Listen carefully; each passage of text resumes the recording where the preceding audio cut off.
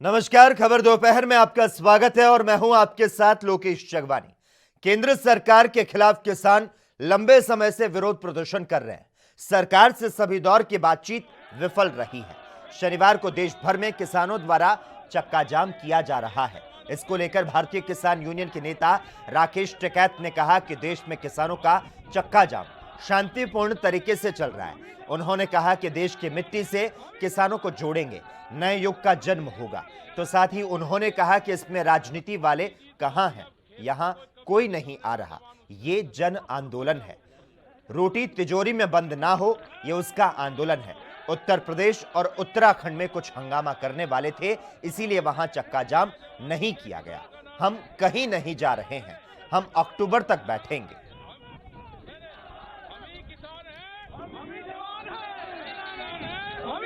हमारी यही तो थी कि मल्टीनेशनल कंपनी खेती पे कब जाना करें। आ गया ना, जवान आ गया ना रक्षा के लिए।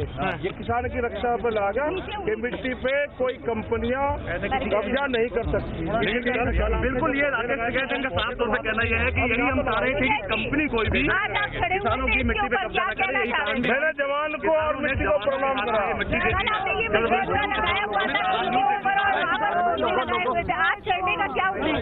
नहीं, आज देख रहे हैं आपने खेत साहब, मेरे देश का खेत सुरक्षित रहेगा। लेकिन आपके खेत के आगे तो एक और तरीके से लगानी चाहिए। वो सुरक्षा कर रहे हैं उसकी मिट्टी की। लेकिन ये भी जानना चाह रहे हैं कि 2 राज्य हैं वहाँ पे प्रदर्शन आप लोग वहाँ पे कुछ इस तरह के हमको सूचनाएं मिल गई थी।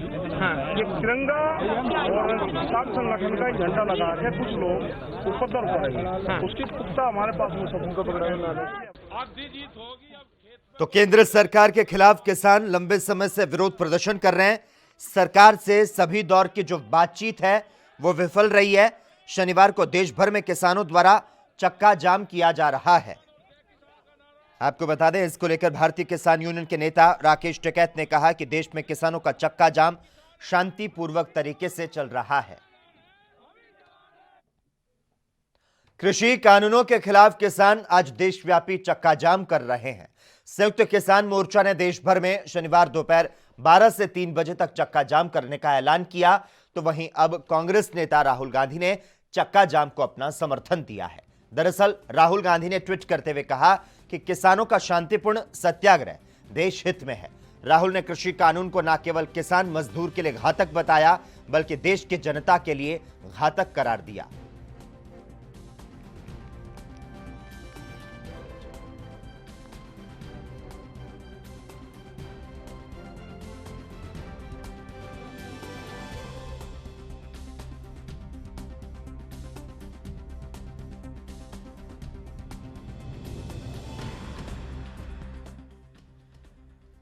तो आपको बता दें, कृषि कानून के खिलाफ किसान देशव्यापी चक्का जाम कर रहे हैं। संयुक्त किसान मोर्चा ने देश भर में शनिवार दोपहर 12 से 3 बजे तक चक्का जाम करने का ऐलान किया है। तो वहीं अब कांग्रेस नेता राहुल गांधी ने चक्का जाम को अपना समर्थन दिया है। केंद्र सरकार के कृषि कानून के विरोध में दिल्ली की बॉर्डर पिछले 73 दिनों से धरने पर बैठे किसान नेताओं ने आज पूरे देश में चक्के जाम का आह्वान किया। आपको बता दें, उत्तर प्रदेश, उत्तराखंड और दिल्ली एनसीआर को छोड़कर पूरे देश में आज दोपहर 12 बजे से चक्का जाम के जो शुरुआत है वो हो चुकी है। और इसके चलते मुक्तसर साहिब में किसान जत्थेबंदियों ने भारी संख्या में एकत्रित होकर शांतिपूर्वक चक्का जाम किया। तो साथ ही केंद्र सरकार के खिलाफ जमकर नारेबाजी की।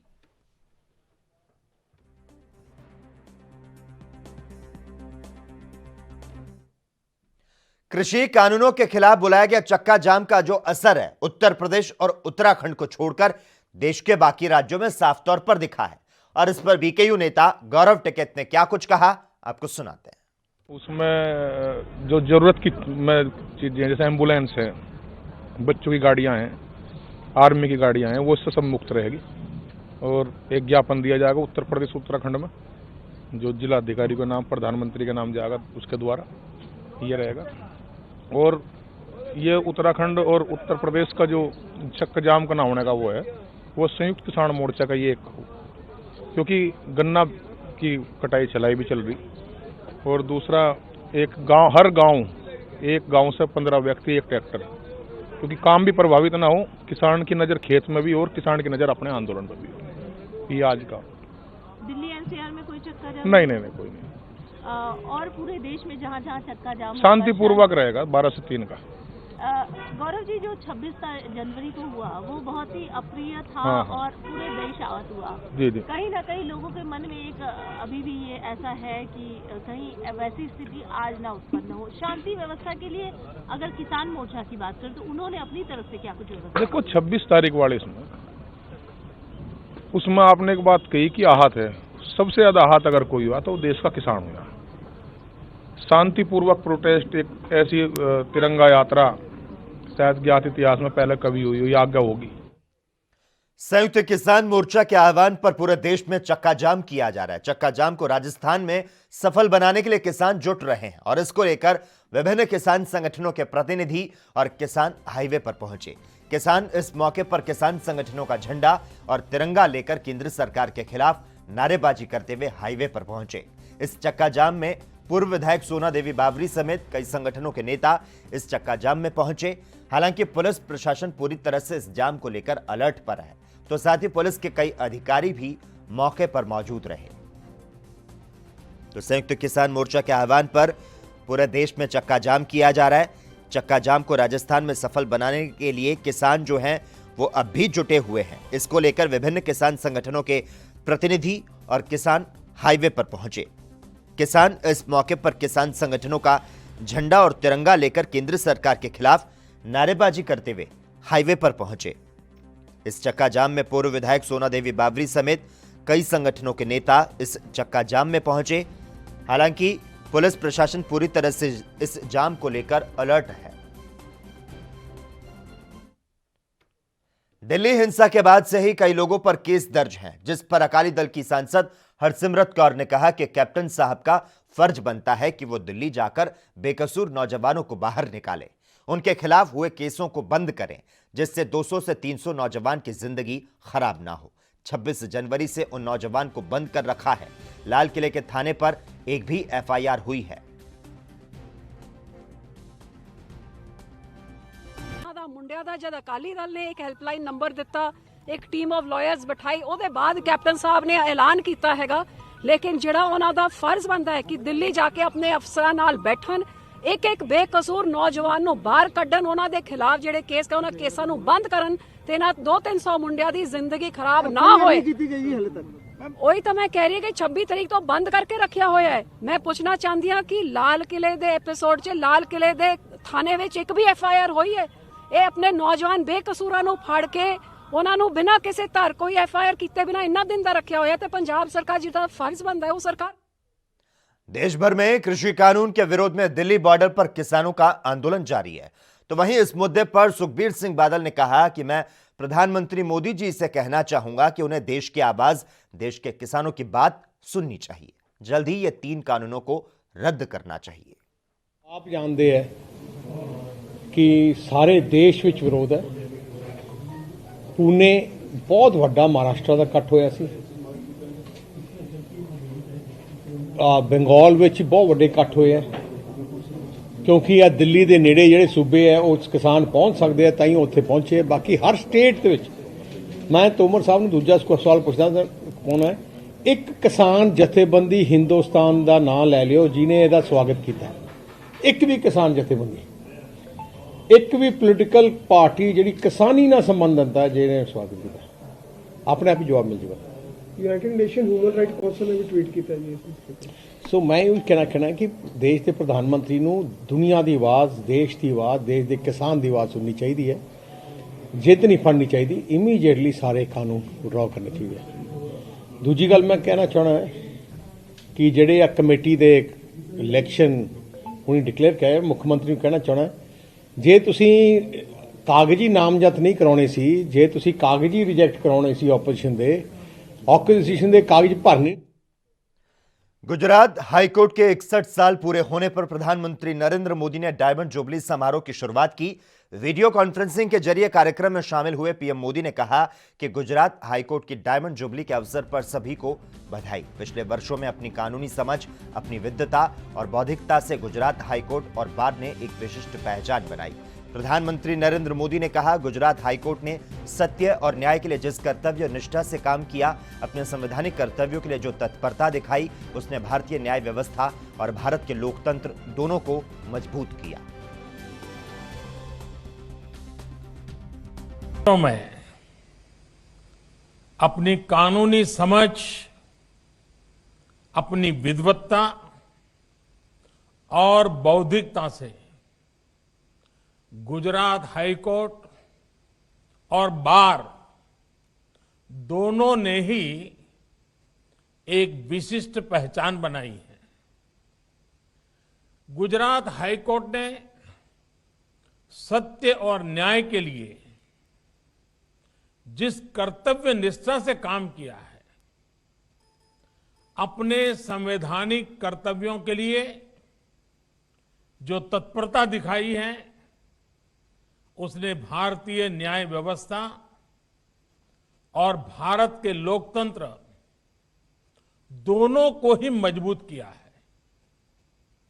गुजरात हाईकोर्ट की इस अविस्मरणीय यात्रा की स्मृति में आज एक डाक टिकट जारी किया गया है।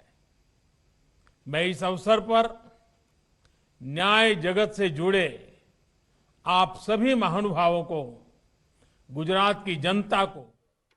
वहीं उत्तर प्रदेश के मुख्यमंत्री योगी आदित्यनाथ कल अयोध्या दौरे पर हैं, जिस दौरान सीएम हनुमानगढ़ी जाएंगे और रामलला के दर्शन कर पूजन करेंगे। वहीं सीएम अयोध्या में विकास कार्यों की समीक्षा बैठक करेंगे। ये बैठक आपको बता दें रामकथा संग्रहालय में होगी, तो वहीं मुख्यमंत्री के बैठक को लेकर जिला प्रशासन ने तैयारियां शुरू कर दी है। जानकारी के अनुसार सीएम योगी कल सुबह 11 बजे अयोध्या पहुंच सकते हैं, जिसके बाद 12 बजे से 2 बजे तक रामकथा संग्रहालय में अयोध्या के विकास कार्यों की समीक्षा बैठक की जाएगी।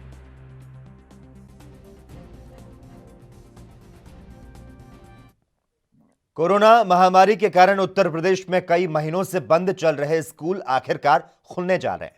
प्रदेश में कक्षा 6 से लेकर 8 तक के सभी स्कूल 10 फरवरी से खुलेंगे। वहीं 1 मार्च से कक्षा 1 से लेकर 5 तक के प्राइमरी स्कूल खुलेंगे। बेसिक शिक्षा विभाग ने इसको लेकर शासन आदेश जारी किया। बेसिक शिक्षा विभाग की अपर मुख्य सचिव रेखुमा कुमार की ओर से जारी शासन आदेश में उच्च प्राथमिक और प्राथमिक स्कूल के संचालन में कोविड प्रोटोकॉल का पालन करने को कहा है। गौरतलब है कि कोरोना संक्रमण के चलते बीते साल 13 मार्च को 1 से लेकर 8 कक्षा तक के सभी स्कूल को बंद करने का आदेश दिया गया था। 19 अक्टूबर से कक्षा 9 से 12 तक स्कूल पहले ही खोले जा चुके हैं। मुख्यमंत्री योगी आदित्यनाथ ने कोरोना काल से पहले की तरह जैसे विद्यालय संचालित किए जाते थे, वैसे ही विद्यालय संचालित किए जाने और पाठन शुरू करने के निर्देश दिए हैं। उत्तर प्रदेश के वृंदावन में ऊर्जा मंत्री श्रीकांत ने 16 फरवरी से शुरू हो रहे आपको बता दें कुंभ मेले को लेकर तैयारियों का जायजा लेने पहुंचे। इस मौके पर मंत्री श्रीकांत अधिकारियों से रूबरू हुए और जल्द से जल्द व्यवस्थाओं को अंतिम रूप देने को कहा। बसंत पंचमी पर्व में यमुना तट पर वैष्णव संतों का आध्यात्मिक संगम होने जा रहा है। 40 दिनों तक संत मोक्षदायिनी कालिंदी के तट पर भक्ति साधना करेंगे। संतों के प्रवास में कोई कमी ना रह जाए, इसके मद्देनजर शासन प्रशासन व्यवस्थाओं को अंतिम रूप देने में जुटा है। इसको लेकर प्रदेश के ऊर्जा मंत्री श्रीकांत शर्मा लगातार तैयारियों की समीक्षा कर रहे हैं।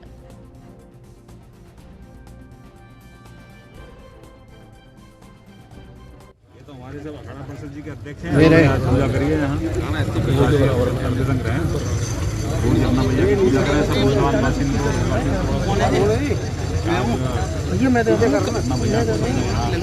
दर्शन तो रोज करें, पर आज पानी बहुत अच्छा है, आसमान कुंभ बहुत अच्छा हो। हम ठाकुर जी से सब प्रार्थना कर रहे हैं कि अच्छा कुंभ हो और जिस मंशा से कुंभ हो रहा है अधिक से अधिक यहाँ लोग आएँ। कोविड की गाइडलाइंस का हम लोग अनुपालन कर रहे हैं। लक्ष्य यही है कि अच्छा कुंभ हो, दिव्य हो, भव्य हो, सुरक्षित हो, इको फ्रेंडली हो। उसके लिए लगातार हम लोग यहाँ विजिट कर रहे हैं। हमारे सब प्रशासन के अधिकारी लगातार यहाँ निगरानी कर रहे हैं। मैंने कमिश्नर को भी कहा है कि वो लगातार यहाँ के सब कामों की निगरानी करें। उत्तर प्रदेश के बिजनौर जिले के झालू में पुरानी रंजिश के चलते 4 युवकों ने एक युवक पर ताबड़तोड़ गोलियां बरसाकर हत्या कर दी। दिन दहाड़े हुई हत्या से इलाके में सनसनी फैल गई। सूचना पर पहुंची पुलिस ने चारों अभियुक्तों को घेराबंदी करते हुए गिरफ्तार कर लिया। मृतक के शव को पोस्टमार्टम के लिए भेज दिया गया। एसपी डॉक्टर धर्मवीर सिंह ने घटनास्थल का निरीक्षण किया। बताया जा रहा है कि पुरानी रंजिश के चलते हत्या को अंजाम दिया गया। एसपी डॉक्टर धर्मवीर सिंह ने बताया कि मौके से चारों अभियुक्तों को हथियारों के साथ गिरफ्तार किया गया। एसपी ने बताया कि मृतक भी आपराधिक प्रवृत्ति का आदमी था। हत्या के कारण जानने की कोशिश की जा रही है। के झालू कस्बे में अब से लगभग 45 मिनट पहले रचित सना बबलू का मर्डर हुआ है गोली मार करके, जिसमें 4 अभियुक्त थे, तमंचे से लैस थे। इन्होंने किसी बात पर दौड़ा करके गोली मारा। यहाँ के चौकी इंचार्ज कुलदीप राणा ने उन्हें घेर करके पकड़ लिया। चारों अभियुक्त गिरफ्तार हैं 3 तमंचे के साथ में। अभी उनसे पूछताछ होना बाकी है। यद्यपि मृतक रचित सना बबलू यह भी अपराधी प्रवृत्ति का था। किन कारणों से ये विवाद हुआ, क्यों गोली मारी गई, अभी जांच पड़ताल की जाएगी। लेकिन गोली मारने वाले 4 अभियुक्त मैं स्नेह के गिरफ्तार हो चुके हैं। इनके खिलाफ सख्त से सख्त कार्रवाई होगी। देश भर में आज कृषि कानूनों के खिलाफ लगातार चक्का जाम किया जा रहा है। आपको यहां पर जानकारी दे दें, रेवाड़ी जिले में भी जयपुर दिल्ली हाईवे स्थित जयसिंहपुर खेड़ा बॉर्डर पर किसानों द्वारा जाम लगाया गया है। जाम के चलते रोहतक से वाया रेवाड़ी होकर कोटा राजस्थान को जाने वाली एक सवारियों से भरी हरियाणा रोडवेज की बस को भी राजस्थान बॉर्डर से वापस लौटना पड़ा। अभी कहना क्या है जी, विरोध प्रदर्शन कर अपनी गाड़ी साइड में लगा दी, खुल जा रहा पहले गाड़ी के ऊपर क्या विचार है आपके? ये रोहतक से कोटा जा रही लेकिन मध्यम फंस गया, जो साइड में लगा दें गाड़ी को, सरकार ने कोई ऐसी घोषणा, रास्ता खुल जाएगा तो गाड़ी को ले जाए, नहीं खुलेगा वापस। कोरोना के खिलाफ जंग में भारत ने रिकॉर्ड बना लिया है। कोरोना वैक्सीनेशन के मामले में भारत दुनिया में सबसे आगे निकल चुका है। भारत में अब तक 50 लाख से ज्यादा लोगों को कोरोना का टीका लगाया जा चुका है। भारत पहला देश है जहां इतनी तेज गति से टीकाकरण हुआ है। केंद्रीय परिवार एवं स्वास्थ्य कल्याण मंत्रालय के मुताबिक दुनिया के दूसरे देशों के मुकाबले भारत में कोरोना वैक्सीनेशन सबसे तेज चल रहा है। भारत ऐसा पहला देश बन चुका है जहां सिर्फ 21 दिनों में 5 मिलियन यानी कि 50 लाख से ज्यादा लोगों का टीकाकरण किया गया। देश में शुक्रवार शाम तक करीब 53 लाख लोगों को टीका लगाया जा चुका है। स्वास्थ्य मंत्रालय ने जानकारी दी कि अमेरिका में 50 लाख लोगों को टीका लगाने में 24 दिन लगे, जबकि ब्रिटेन में 43 और इजराइल में 45 दिनों में टीकाकरण किया गया। आपको बता दें, भारत में 16 जनवरी से वैक्सीनेशन की शुरुआत हुई थी। हमारे देश में कुल 52,90,474 बेनिफिशरीज को कोविड का टीका लगाया जा चुका है और इसके लिए 1,04,781 सत्र आयोजित किए गए हैं। So friends, as on 5th February 2021, 6 p.m., a total of 52,90,474 beneficiaries have been vaccinated for COVID-19, and for which a total of 1,04,781. वहीं भारतीय अंतरिक्ष अनुसंधान संगठन यानी कि इसरो 2021 में अपने पहले मिशन के तहत 28 फरवरी को ब्राजील के सैटेलाइट अमेजोनिया 1 और 3 भारतीय पेलोड को लॉन्च करेगा। इसमें से एक पेलोड भारतीय स्टार्टअप से बनाया है। इन सैटेलाइट को चेन्नई से 100 किलोमीटर दूर श्रीहरिकोटा स्पेस पोर्ट से सुबह 10:24 पर polar satellite launch vehicle C-51 के जरिए लॉन्च किया जाएगा। इसरो के अध्यक्ष के सिवन ने शुक्रवार को कहा कि लॉन्च होने वाला पहला पेलोड अमेजोनिया 1 है। यह धरती पर नजर रखने वाला ऐसा पहला उपग्रह है जिसका निर्माण पूर्ण रूप से ब्राजील ने किया है। इसके अलावा लॉन्च होने वाले भारतीय पेलोड के नाम है आनंद, सतीश धवन और यूनिटी सैट। आनंद का निर्माण भारत के अंतरिक्ष स्टार्टअप पिक्सल ने किया है और सतीश धवन सैटेलाइट चेन्नई के स्पेस किड्स इंडिया ने बनाया है। यूनिटी सैट 3 उपग्रहों का मेल है। यह मिशन हमारे और पूरे देश के लिए बेहद ही खास है। यह अंतरिक्ष क्षेत्र में सुधारों के नए दौर की शुरुआत करेगा।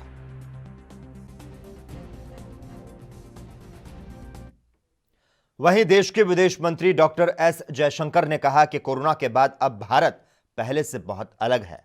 आंध्र प्रदेश के विजयवाड़ा में बोलते हुए जयशंकर ने कहा कि कोरोना महामारी के बाद भारत पहले से अलग है। उन्होंने कहा कि आज हमारे लिए स्वास्थ्य भलाई महत्वपूर्ण हो गए हैं और यही वजह है कि बजट में सरकार ने स्वास्थ्य और भलाई क्षेत्र को इतनी बड़ी प्राथमिकता दी। एस जयशंकर ने यहां अर्थव्यवस्था को लेकर बात की। जयशंकर ने कहा कि हमारी उम्मीद है कि हम आने वाले साल में 2 अंकों वाली 11 से अधिक की आर्थिक वृद्धि प्राप्त करेंगे। उन्होंने आगे कहा कि हमारे लिए मुद्दा corona recovery and economic recovery के बीच है। भविष्य की दिशा क्या होनी चाहिए, इस बार ये बजट द्वारा स्पष्ट रूप से इंगित किया गया था। Slowdown in the world has also impacted people out here. So let me just share with you some of my thoughts about these subjects. And I am today, of course, I have our senior colleagues from the party unit with us. So I think together we would be very happy to respond to any issues that you may have. First of all, let me talk about the Bihar के बांका, जमुई और मुंगेर जिले में एक बार फिर नक्सलियों ने अपनी मौजूदगी का एहसास कराना शुरू कर दिया है। बांका जिले के बेलहर थाना क्षेत्र के 3 जिलों की सीमा से सटे होने के कारण हमेशा से नक्सलियों का गढ़ रहा है। ऐसे में इस इलाके में पुलिस लगातार ऑपरेशन चलाते रहती है और इसी क्रम में शुक्रवार की सुबह बांका, जमुई और मुंगेर जिले की सीमा पर बांका पुलिस और एसएसबी के जवानों संयुक्त अभियान चलाया। इस दौरान पुलिस ने बेलहर थाना क्षेत्र के बगदवा जंगल से पावर जेल रोड के 28 पीस, 2 राइफल करियर, एक नक्सली बैनर, नक्सली चंदे की रसीद के साथ कई आपत्तिजनक सामान बरामद किए। फिलहाल पुलिस मामले में आगे की जांच में जुट चुकी है।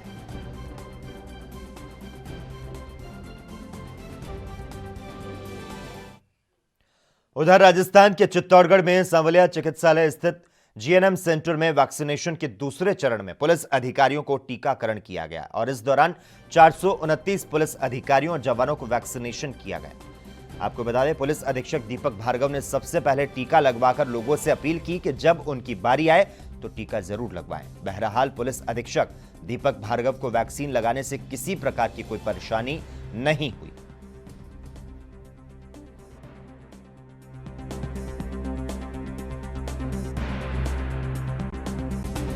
मैं एक्चुअली पूरा आश्वस्त था कि इसमें कोई दिक्कत नहीं है, कोई समस्या नहीं है। तो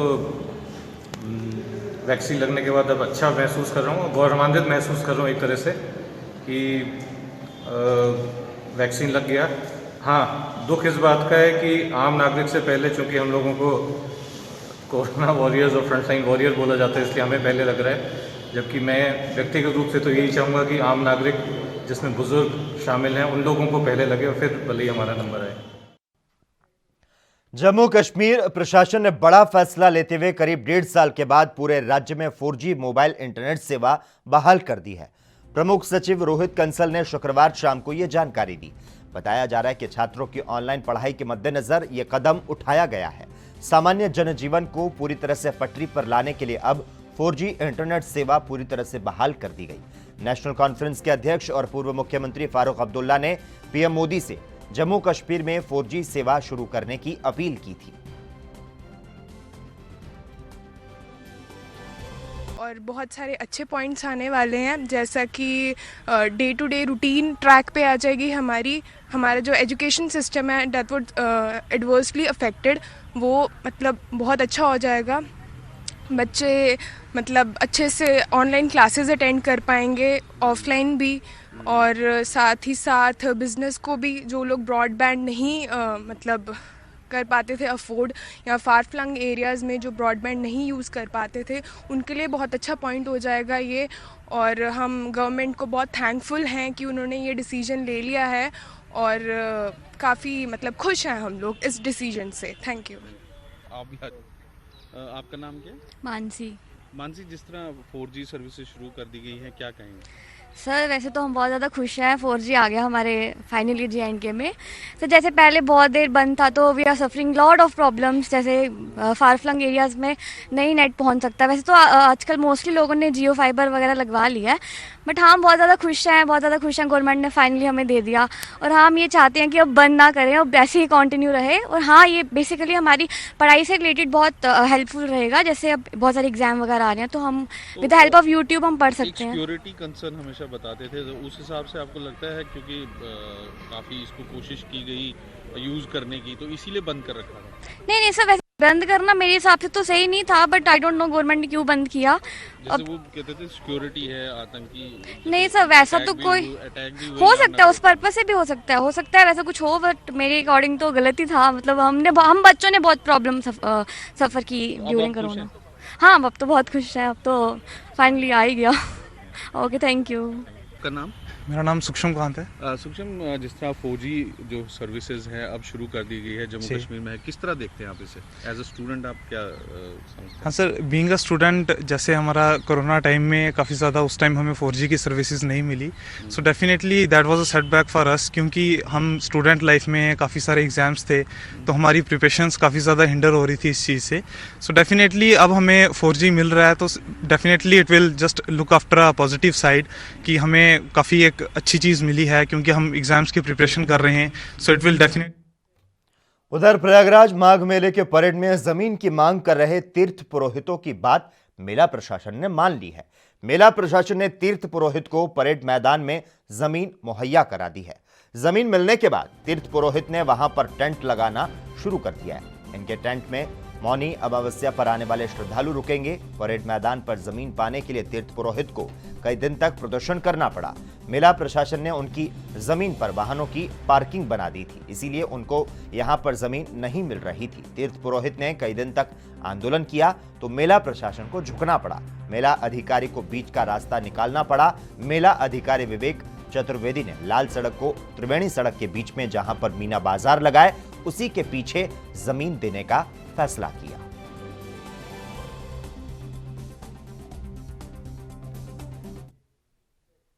और इसी के साथ ही खबर दोपहर में बस इतना ही। तमाम अहम खबरों के लिए लगातार आप देखते रहिए ANB न्यूज़।